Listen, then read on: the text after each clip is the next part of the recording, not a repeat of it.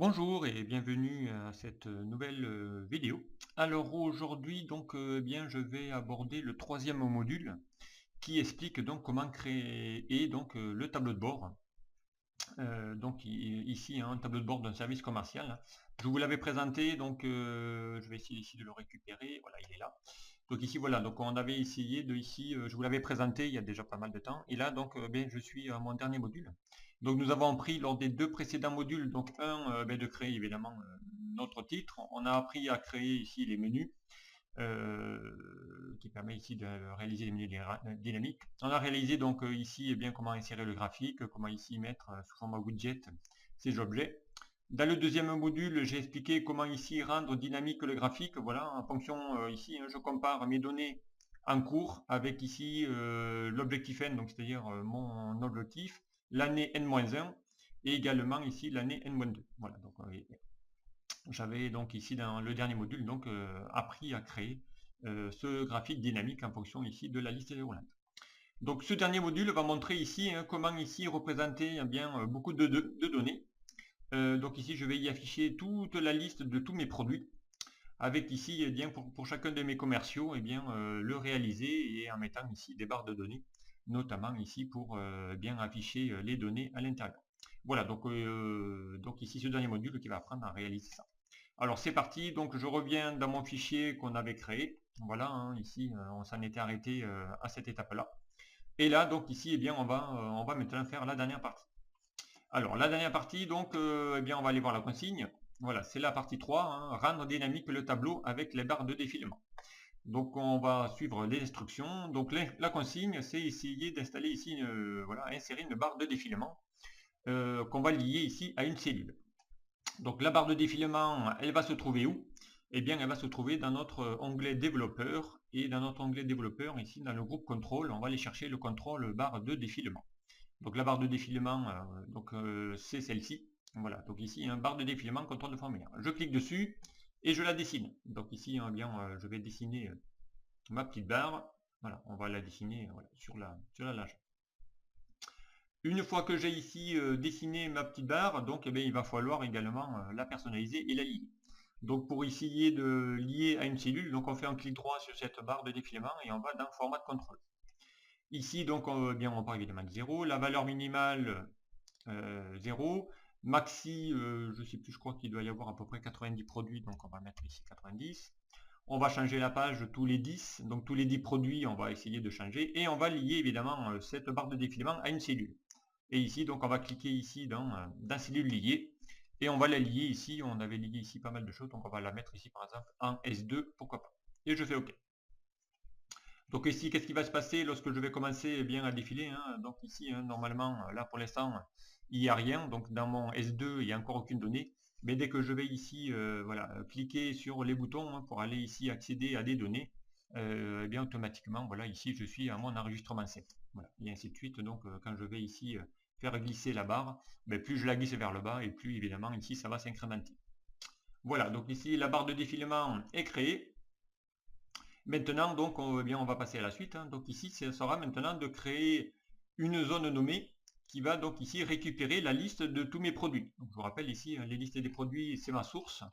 Donc ici, voilà, il faudra créer ici une plage nommée où je vais donc ici bien récupérer les noms de tous mes produits. Alors pour ça, comment on fait? Eh bien, on va dans l'onglet formule. Dans l'onglet formule, on va faire ici définir un nom. On va lui donner un nom, donc ici on va l'appeler liste produit. Voilà. Et on va donc ici chercher la source. Donc la source c'est quoi? Eh bien c'est tous mes produits. Donc ici je vais prendre toute ma liste. Voilà, je descends jusqu'au dernier produit. Voilà, et je fais OK. Donc on va aller vérifier. Donc vérifier à chaque fois que dès que vous créez une zone nommée, que vous avez bien ici la liste. Donc si on revient dans l'onglet formule, on fait gestionnaire de nom. Voilà, on va trouver ici liste de produits. Quand je clique dessus, eh bien ça va bien chercher ici tous mes produits. Voilà, donc ça c'est fait. C'est ici l'étape ici concernant ici la création de ma zone nommée que j'ai intitulée liste produit et je suis allé chercher ici ma source. Ensuite donc il va falloir commencer à créer donc les données. Donc je reviens dans mon tableau ici, faire en sorte à ce que lorsque je clique dessus, eh bien voilà, mes produits défilent au fur et à mesure. par rapport ici à l'ordre de passage. Et donc ici, eh bien, on a la formule, donc on va aller chercher ici, créer, récupérer la fonction indirect qui va aller chercher les informations dans ma matrice, dans ma source. Donc pour ça, eh bien, on va aller récupérer ici les données. Donc ici, donc, eh bien, voilà, on va aller chercher cette fonction indirect pour aller ici récupérer les données. Donc on va se mettre ici dans notre source, dans notre dashboard. Voilà, on va la mettre ici, pourquoi pas en C38. On verra après pour y mettre les titres. Donc ici, on va aller taper cette fonction. Donc on va aller égal indirect. Donc je vous rappelle, hein, indirect vous permet de faire quoi? Donc la fonction indirect vous permet de pouvoir ici bien récupérer un texte par rapport à sa référence. Donc ici, eh bien, on va aller chercher les infos. Donc, bien, ça se trouve où? Ça se trouve ici dans ma source. Donc ici, on va aller cliquer dans ma source. Voilà. Donc, pour aller ici lui insérer ici les données correspondantes. Mais là, donc, on va faire varier ici le dernier critère. On va lui dire ma source ici de calcul. Ça va être B. Voilà, on va le mettre ici en guillemets. Et je vais ici récupérer ma cellule correspondante ici à mon choix. Donc ici, vu qu'on part à partir de la troisième ligne, donc ici on va faire 3. Donc je vous rappelle ici on est en ligne 1, il n'y a rien, ligne 2, donc voilà, il y a mon produit, et ligne 3 c'est mon premier produit. Donc ici je vais lui dire, après, donc on va ouvrir une parenthèse, on va lui dire ça sera 3 à partir de la troisième ligne, plus donc eh bien ma cellule liée que j'ai créée ici dans mon dashboard. Donc ici, si je reviens dans mon dashboard, je vais récupérer ma cellule ici liée concernant à ma barre de défilement. Voilà, donc ici, ça va vous faire bien y mettre ici les intitulés. Voilà, et après, donc, bien, je vais fermer ici ma parenthèse. Alors, on va aller vérifier si je ne me suis pas trompé. Voilà, B et 3. Alors, calcul. Alors, donc on va vérifier ici la formule. Donc, effectivement, il ne la trouve pas. Alors, on va aller vérifier que la source est bien la bonne. Alors, égal indirect, donc on va aller fixer ici les données. Voilà, donc source, voilà, donc on va aller vérifier, savoir si la source est bonne. Donc B, on va aller chercher ici dans ma source, là. Voilà, donc ici, à partir de la cellule B3, puisque mes produits commencent ici. Donc ici, en cellule A1, j'ai rien, donc en cellule 2 non plus. Donc je commence à ma cellule 3. Voilà, donc et je vais lier, ensuite à partir de là, je vais faire un défilé, je vais rajouter 1 à chaque fois pour aller faire un défilé tous mes produits. Donc ici, il n'a pas trouvé, alors c'est bien 3 plus S2, alors mon lien, c'est bien S2. Alors on va vérifier, oui c'est bien ça, donc c'est bien S2 où ma liste ici, ma barre de défilement est bien liée, il ne la trouve pas. Alors, on va vérifier pourquoi. Alors, ma source, est-ce que c'est... alors référence, normalement, quand vous avez une erreur de type référence, c'est qu'il y a un objet qui n'a pas trouvé. Alors, mon seul objet qui n'aurait pas trouvé, c'est ma feuille. Alors, on va vérifier. Source calcul, est-ce que je l'ai bien écrit comme ça? On va juste la renommer pour voir. Donc, des fois, il se peut que voilà, il n'aime pas trop les traits d'union. On va essayer de mettre uniquement source. Je vais renommer ma feuille, source. Je vais l'appeler source uniquement et on va voir si cela fonctionne. Voilà, je vais ici dans mon dashboard. On va essayer ici de remettre le nom de la bonne feuille. Voilà, je vais enlever le calcul. On va faire source, on va voir s'il la trouve. Voilà, donc il le trouve. Donc effectivement, eh bien c'était ma feuille. Donc voilà, il n'a pas aimé le source trait d'union calcul. Donc voilà, on va lui donner un nom tout simple à ma feuille. Parce qu'a priori, voilà, la source indirecte, il n'a pas su trouver. Donc là, il me met produit 1. Pourquoi? Si je reviens dans ma source, parce que ici, c'est le premier de ma liste. Voilà, donc ici je descends, donc eh bien il va me mettre produit 2. Je suis donc ici sur mon deuxième et ainsi de suite. Donc je reviens ici, je descends, voilà, il va me mettre produit 100 et voilà. Donc ici on a ici la liste de mon premier produit et là je vais y afficher les autres produits directement.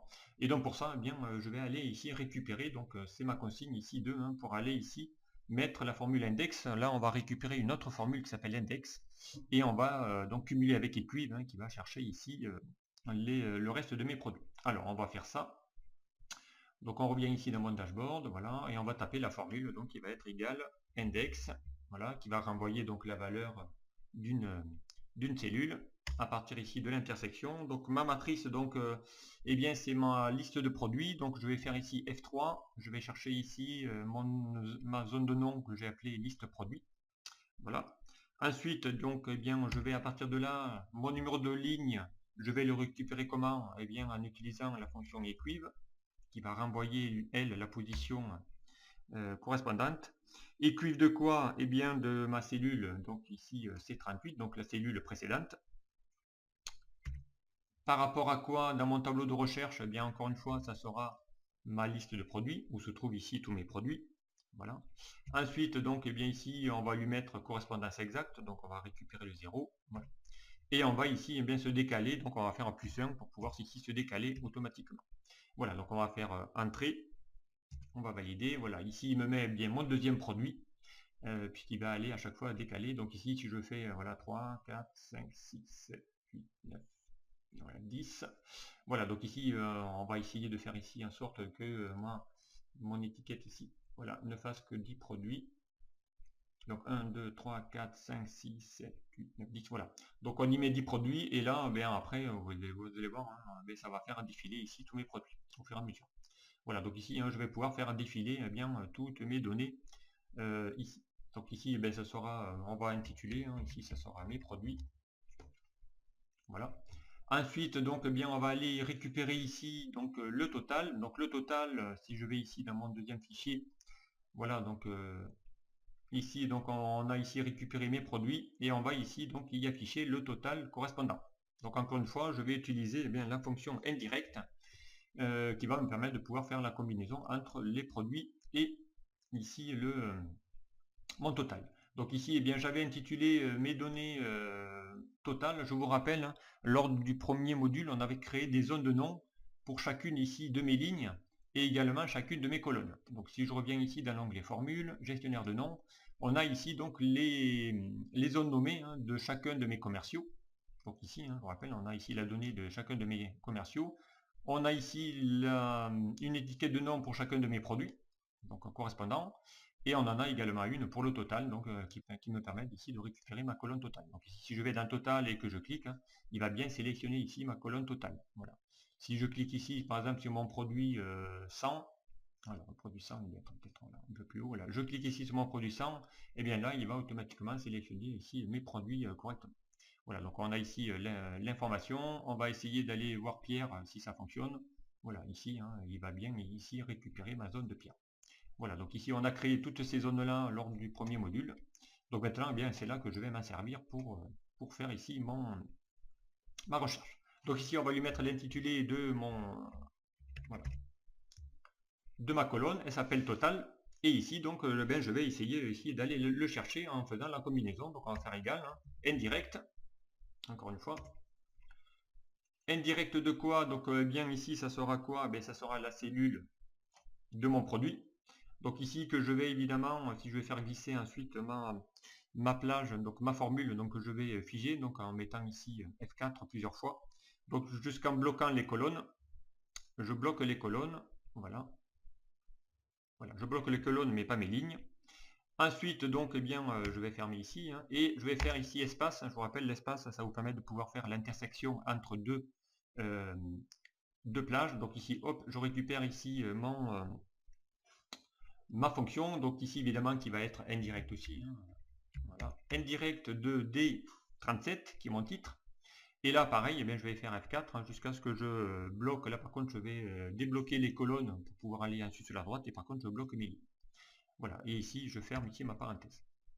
Alors, hop, il a perdu ma donnée, voilà, les 37, on va faire F4 jusqu'à ici, donc voilà, débloquer la colonne et bloquer les lignes. Voilà, et je valide. Donc ici, eh bien, il va m'afficher une donnée. Voilà, donc il va correspondre ici donc à mon produit 1. Donc on va aller voir la source. Hein. Voilà, mon produit 1 total. Hein, donc il va essayer ici de le récupérer directement. Alors, on va revenir ici dans mon dashboard. Donc on va faire ici défiler. Voilà, ici, donc j'aurai ici les données correspondantes. Voilà, donc on va mettre ça bien ici, donc on va essayer de dupliquer ici les données correspondantes. Voilà, donc voilà ici pour mon total. J'ai mes données, donc évidemment on va ici lui mettre une barre, donc vu que dans ma consigne il était prévu effectivement ici de mettre les données sous format de barre. Voilà, donc on va essayer de faire la même chose. Donc on revient, je sélectionne ici mes données, je vais ici dans l'onglet accueil, mise en forme conditionnelle, et je vais utiliser ici une barre de données, voilà, de couleur, pourquoi pas, voilà, couleur unie, voilà, et on va lui dire ici dans cette mise en forme conditionnelle, donc on va faire gérer les règles, modifier, et on veut afficher ici que la barre. Et on fait OK. Donc là maintenant, eh bien j'ai mes données qui ont été ici saisies, donc maintenant je peux aller voilà, ici faire défiler mes produits et récupérer ici le total. Donc ici, eh bien, on peut y afficher les données. Donc on peut faire ici égal et afficher ici le contenu de mes données.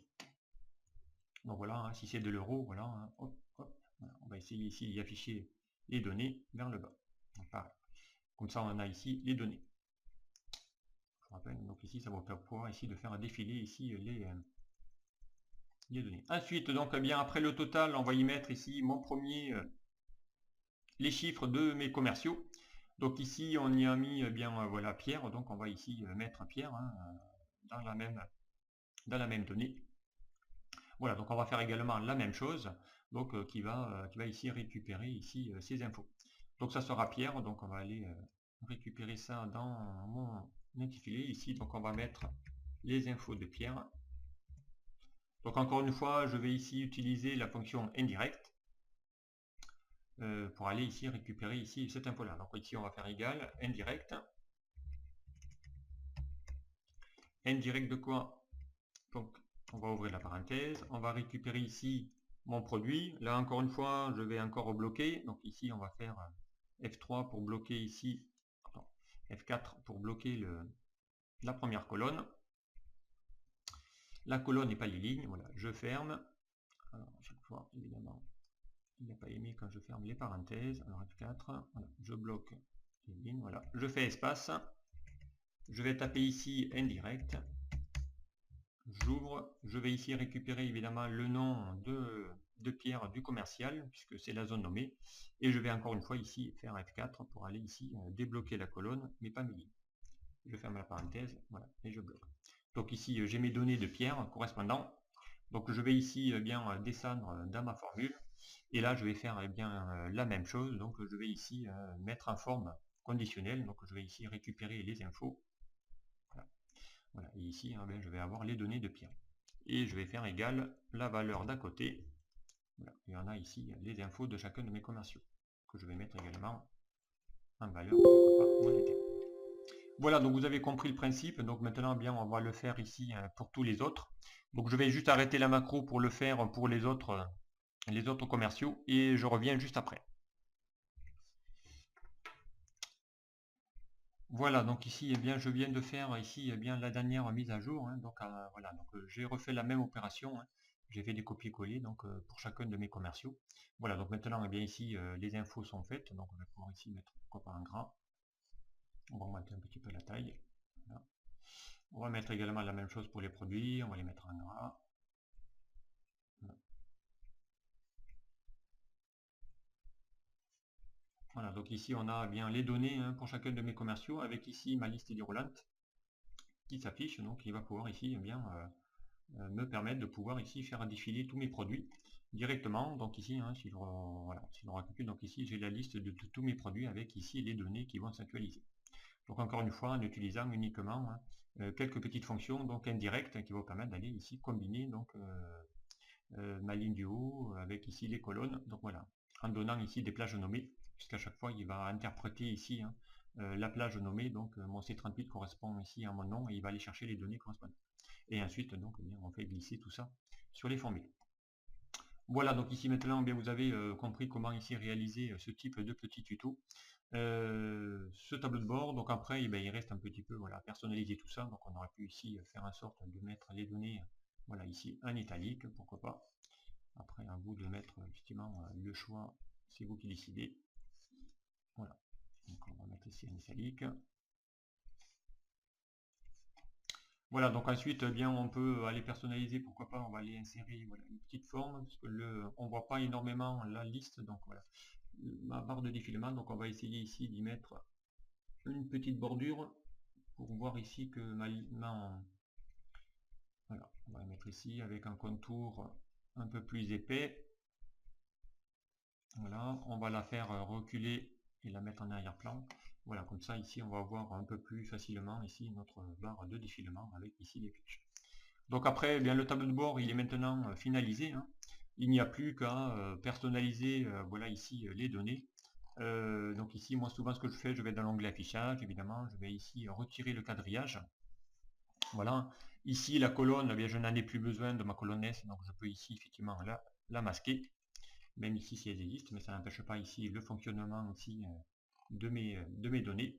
Voilà, et ensuite eh bien on peut ici paramétrer, pourquoi pas ici mettre une bordure à mes données directement. Donc voilà, donc ici on peut essayer d'insérer encore une fois une petite carré, voilà ici, hein, pour essayer de faire en sorte d'entourer ici ma petite plage. Voilà, on va lui faire ici, on va mettre ça en arrière-plan. Voilà. Et on va évidemment lui dire d'enlever le remplissage. Voilà. Donc ici, hein, ça vous permet d'avoir ici des données hein, qui vont être ici interactives. Voilà, donc ici, hein, et la dernière étape, ça sera ici de pouvoir bien aller sélectionner tout ça et lui mettre ici que ici, ça sera ma zone d'impression pour dire mon tableau de bord, c'est ça que tu devras imprimer. Donc ici, on peut aller dans la mise en page, on va ici définir ma zone d'impression. Donc ensuite, on peut faire un aperçu à ma impression et là, on peut lui demander eh bien, de soit tout mettre. Alors, on va essayer de mettre ça plutôt en paysage. On va essayer de l'ajuster. Voilà. Et on va essayer ici de personnaliser ça. On va ici lui retirer les marges gauche, voilà, les marges droite. On va réduire un peu le bas. Voilà, on va centrer. Voilà, comme ça va zoomer. Voilà, donc ici, on a ici le tableau de bord qui est maintenant finalisé. Voilà, il n'y a plus qu'à faire actualiser les données. Voilà, à sélectionner ici mon graphique et faire ici évoluer et afficher mes listes des produits pour chacun de mes commerciaux. Voilà, donc bien, je m'en arrête là pour ce tuto concernant ici ce tableau de bord de service commercial. J'espère qu'il vous aura plu. À très vite sur des prochains tutos. Au revoir.